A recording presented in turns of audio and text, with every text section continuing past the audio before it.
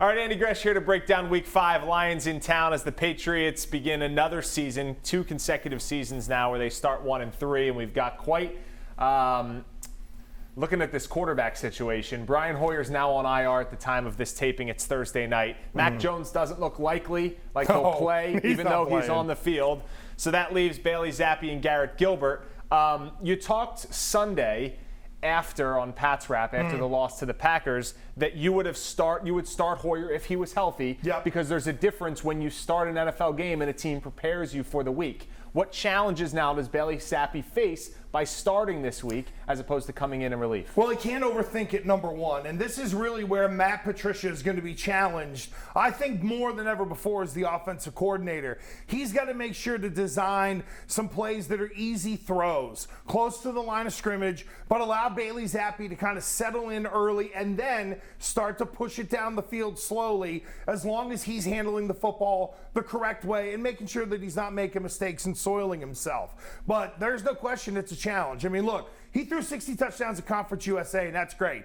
But it's also Conference USA. It's not exactly doing it against any of the Power 5 conferences. So the competition wasn't great. We'll see if the kid can rise up. Morey, here's what you need: 20 throws.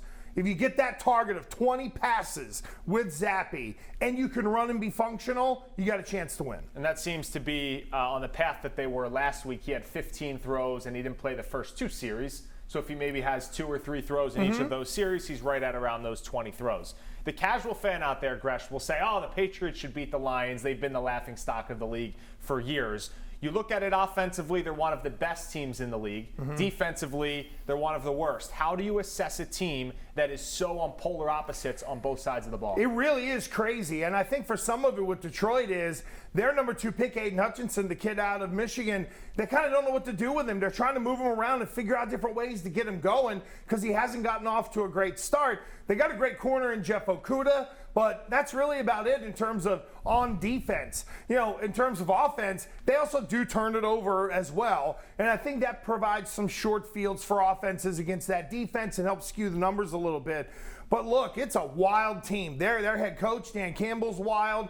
This team is wild, but I think we know that they're just not good on defense, and they don't have any fixes. So even with Bailey Zappi, the Patriots should be able to move the ball. All right, so we think that the Patriots will ultimately win this game. We'll get to predictions in just a minute, but your 3 keys for the Patriots to get a win, to get back on the winning track. You got to manage the quarterback. That's first and foremost. Make sure that the kid is okay and that you're giving him throws that he can make.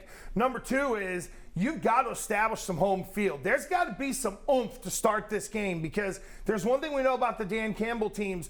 They're going to bring it early. They're going to be fired up. He's going to get them all whooped up and ready to go. They better be able to answer and kind of set the tone at home. And I thought Bill Belichick sent a real interesting message this week by glowingly talking about Detroit's special teams and their punter and things like that. That's a message to his group saying, you guys need to get yourself squared away, because they've been a part of the problem in the first 4 games. So they got to win the battle of special teams. Like, it can't be close. And you see the Patriots winning and covering a 3-point spread? Yeah, I do. I think, and now with you knowing that it's just Zappi, and of course you still have the bad Detroit defense, I think this is 27-24, New England 28-24. I think the line's at 3, maybe it'll close at 2.5, and then I could say 27-24. So this is the softer part of the schedule before we let you go. If Bailey Zappi does win 2, 3, 4 games in a row, it wouldn't be against the greatest competition, but he still would have them in position. Is it Mac Jones' job if and when he gets healthy right away? I still think so, unless Bailey Zappi is some different kind of amazing